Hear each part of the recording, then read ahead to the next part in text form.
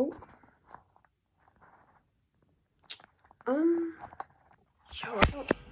I don't know what's going on with my tripod. Hi guys, it's Finn. Welcome to a new video. In today's video, I'm going to be going over some of my personal tips and tricks that I use in character design. So, I'm just gonna name my eye.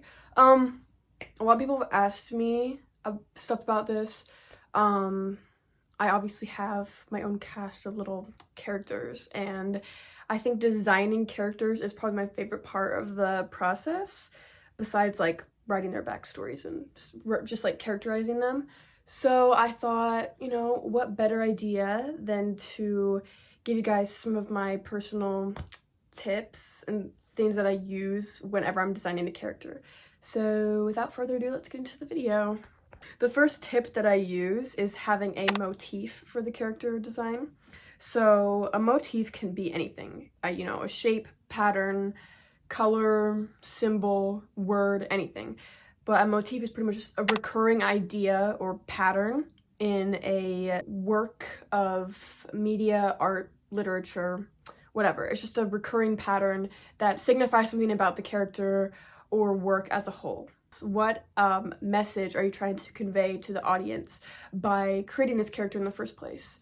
So, for example, I'll be talking about my character Claude, since I feel like he's just the best example. Oh my god, he's my favorite. You can see in his design that he has a lot of triangles, recurring triangle patterns in his design, and shape language is very, very important in character design. I'm sure you've heard a lot about shape language in character design. So, you know, circles symbolize softness, innocence, kindness. Triangles represent, you know, sharpness, intellect, speed, and sometimes evil characters. They typically have a lot of triangle shapes in their character design. And then squares represent like solid foundation, so a reliable character, again, kind, strong. For Claude, he kind of is a morally gray character. He works for both the good and the bad side, so I was like, okay, let's use some triangles in his character design. So you can see throughout his character design, there's a lot of recurring triangles throughout his cloak. His collar, his hair is very triangular and kind of spiky, I guess. Even his high heels that he wears on his feet, just everywhere in his character design. So that can tell you stuff about the character that, oh, he's, you know, he's intelligent, he is kind of sly, sharp, and he may be a little bit evil. So just by incorporating shapes into a character design, which is a motif, you can tell the audience things about the character. Second tip that this is like the most important one, because it makes me kind of annoyed when like someone says like, oh, draw this character, and it's like a character from Genshin Impact. You know how detailed those character designs are. So it's kind of a struggle to draw. It gives me a headache. So the second tip is to keep your design simple. If you notice, I'm sure you have, all of my designs are very simple. I don't think there's one design that is like really detailed. I prefer to keep my designs simple for the sake of me and also for the sake of others. So how it helps me is because I'm redrawing these characters over and over and over. One day I even plan to make a comic. I'm going to have to be redrawing these characters over and over. So it's good to keep your design simple to spare yourself from the pain of redrawing very detailed characters. Not only that, but I find that simple character designs can be more appealing in a lot of cases. Limit yourself to like four or five or even 3 colors for each character. You can vary like the tints and the shades, but keep it very limited color palette. Give them like a signature color. I try to do that with all of my characters. Like, again, Claude, his signature color's red. Min, her signature color's pink. So keep the color palette limited. Keep the silhouette simple.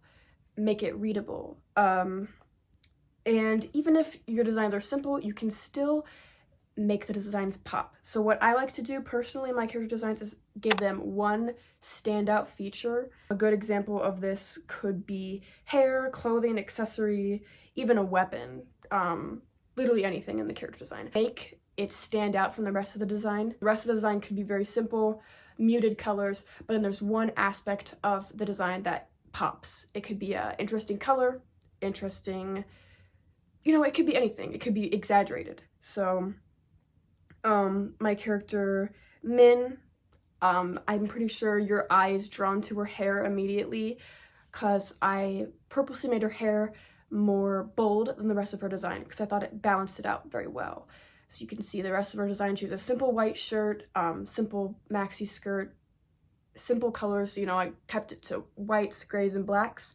But then her hair is like bright pink, an interesting hairstyle. This makes the design more memorable for the audience because they can latch on to one aspect of their design, and then when they see that aspect of their design, they automatically associate it with that character. Whereas if you have a character with a very cluttered design, it kind of makes the audience confused. It can be hard to remember a character that has a cluttered design. So try to limit yourself with their design. And that leads me to my next tip, which is make sure each part of the design has some utility.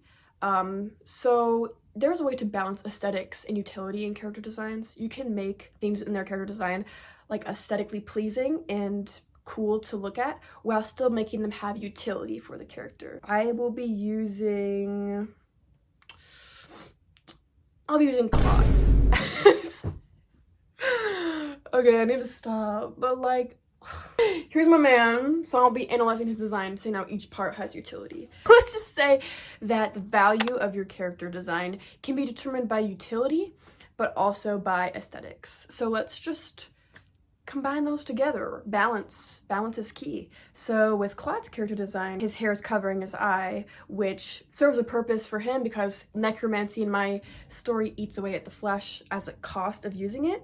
So he uses that to cover up the rotted flesh in that area. So that alludes to his backstory, also his insecurities. Aesthetics is obviously, y'all, every part of his design is kind of inspired by VK, kind of vampire-ish aesthetics.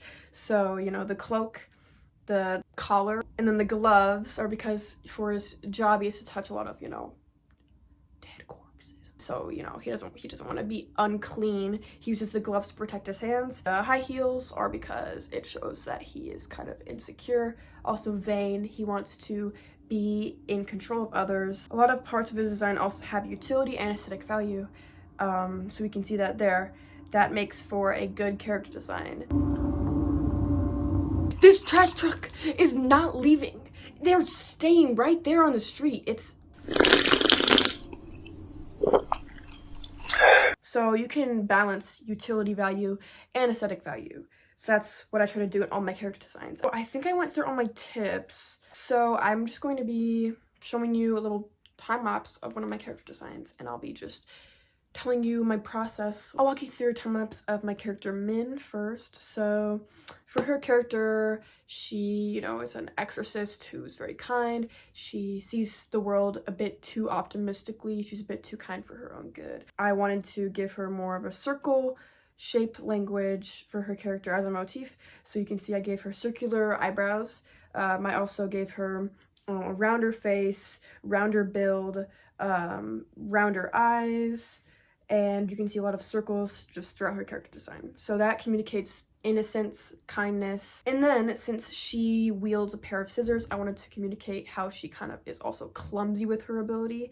So you can see she's holding the scissors, which shows what her ability is. But so posing is also very important in character design. Got to make sure their resting pose, the resting expression communicates about their character. So I gave her a little smile, a cute little pose. But also you can see she has a cut on her stomach, which shows how she's clumsy with her ability. You can infer that she cut herself on accident while trying to use her ability, as well as her hair is very choppy. You can infer that she cuts her own hair and she's pretty clumsy. And she sometimes accidentally cuts her hair, which is why it's such a choppy design. But also wanted that to stand out from the rest of her design, so I made it more bold. And then with the platform shoes, I thought that it breaks up the lawn maxi skirt. And you can see her character design is pretty balanced because of that. So yeah, her character design is one of my favorites because, I don't know, it's so sweet. You can tell a lot about her character just from her design. So yeah, that's my thought process while designing her character. I wanted to keep it very simple, but make it kind of iconic, which is where the hair comes in. Next character design I'll be going through will be main character Yuka. He's had the same idea for the character. He's been very stoic, serious, nihilistic. So I think his design communicates that very well. You can tell that he's a serious character, he's a businessman. You can infer a lot of stuff just by looking at his character. You can infer from his grown out roots that he is probably trying to appear as though he's more sophisticated and businessman-like than he actually is. He's probably too depressed to dye his roots again. As well as I made his jacket was given to him by his father who passed away. So we can tell all the things just by looking at his character design or getting a bit more into his story. So you can see it balances aesthetics with utility. Again, the color scheme, I tried to keep it kind of neutral with the browns, but I added a bit of red to kind of pop. I don't know if you can see, I kind of love the color red. Using the color red in my character designs is like my favorite thing. I don't know. The color red is just a really good color. It's like my go-to color for character designs. So I think that's it for this video. I'll just be recapping the points that I made to end it off. So the first was a motif. So this is like a recurring pattern throughout the character that communicates an idea about the character. Keep it simple for yourself and also for others to draw. Simple character designs are more memorable when you have one standout feature that stands out from the rest of the design. So it could be a color that pops, a shape that pops, etc. And limit the color palette to like 3 or 4 colors, but give them one signature color. Have a balance of utility and aesthetic value in their character design. Like this gives it more value. Utility could be, you know, reflecting their personality. It could be just assisting them with their powers. It could be reflecting their backstory or upbringing. And then aesthetics is just how good it looks. Like, does it look good? So balance those two to make your design have more value. Think of what their resting face would be and pose them in a way that reflects their personality. And yeah, I think that's about it for the points that I made. So thank you for watching this video. This was a lot of fun to film, so let me know if you want any more like tips and tricks videos, like tutorials, I guess. And leave your thoughts down below, like if you use any of these points in your character design, if you have any other tips that you would like to share, comment those down below. And I'm very thankful for all the support recently. I love you guys, and I'll see you in the next video. Bye.